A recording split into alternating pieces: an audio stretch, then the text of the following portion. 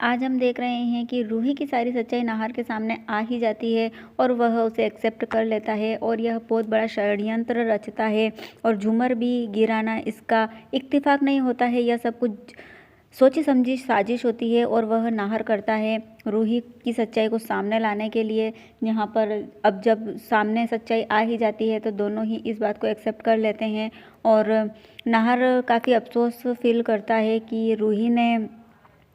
रूही के साथ ऐसा किया उसने और उसने कभी बताया भी नहीं उसे।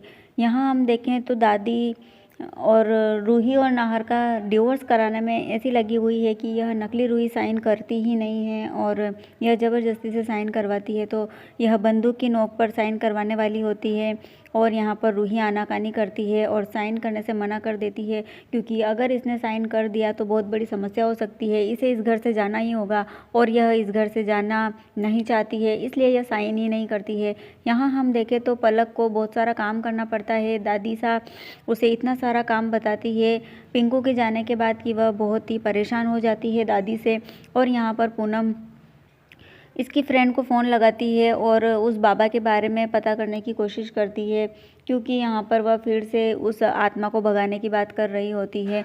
और यहाँ पर अब नाहर कुछ गहरी सोच में पड़ा हुआ है, क्योंकि उसे कहीं ना कहीं उस रूही को घर से बाहर निकालना है, तो उसके लिए वह सोच रहा होता है।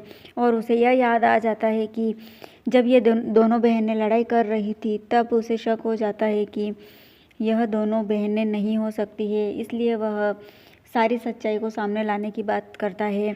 और यहाँ पर सारी सच्चाई वह रूही को बता देता है कि उसे किसे शक हुआ था। और यहाँ पर दोनों की हाथापाई में गोली चल जाती है और अब वह गोली रूही को लगी या दादी को, इस बात का भी खुलासा नहीं हुआ है। तो देखते हैं दोस्तों इन दोनों में से गोली किसको लगी है।